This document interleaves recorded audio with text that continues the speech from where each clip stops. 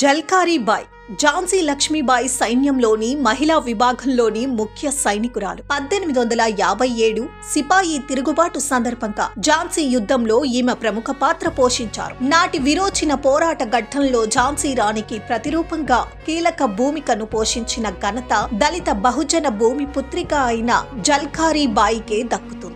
ఝాన్సీ సమీపంలోని బోజ్లా గ్రామంలో కోరీ కులానికి చెందిన సదోవర్ సింగ్ జమునాదేవి దంపతులకు 1830 నవంబర్ 22న జల్కారీ బాయి జన్మించింది. చిన్న వయసులోనే తల్లి మరణించటంతో తండ్రి పెంపకంలో గుర్రపు స్వారీ, కత్తిసాము వంటి యుద్ధ విద్యలను నేర్చుకుంది. ఝాన్సీ లక్ష్మీబాయి సైన్యంలో ఆయుధ విభాగంలో పనిచేస్తున్న పురాణ్ సింగ్ ను వివాహం చేసుకున్న జల్కారీ బాయి ఝాన్సీ లక్ష్మీబాయికి సన్నిహితమైన సైన్యంలో చేరి దుర్గావాహిని మహిళా సాయుధ దళానికి నాయకత్వం వహించింది. 1858 ఏప్రిల్ 3న బ్రిటిష్ జనరల్ హజ్రోజ్ నాయకత్వంలో బ్రిటిష్ సేనలు ఝాన్సీ రాజ్యాన్ని చుట్టుముట్టాయి. ఆ దాడి నుంచి లక్ష్మీబాయి సురక్షితంగా తప్పించుకుని కల్పీ ప్రాంతంలో పోరాడుతున్న తిరుగుబాటు నాయకులను కలుసుకోవటానికి అనువుగా జల్కారీ బాయి తానే ఝాన్సీ లక్ష్మీబాయినంటూ కోట ముందు ప్రత్యక్షమై బ్రిటిష్ సేనలను ముప్పు తిప్పలు పెట్టింది. ఆ దాడిలో ఝాన్సీ లక్ష్మీబాయి రూపంలో బందీగా పట్టుబడ్డ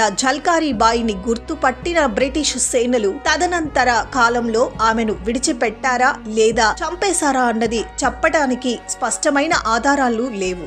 జల్కారీ బాయి సాహసంతో స్ఫూర్తి పొందిన దళిత బహుజన రాజకీయ పార్టీల కార్యకర్తలు నేడు క్షేత్రస్థాయిలో ఆమె జీవితాన్ని, పోరాట ఘట్టాలను నాటకాలుగా, కథలుగా మలచి ఊరూరా ప్రచారం చేస్తున్నారు. భారత ప్రభుత్వం జల్కారీ బాయి జ్ఞాపకార్థం పోస్టల్ స్టాంప్ ను విడుదల చేయటం గమనార్హం.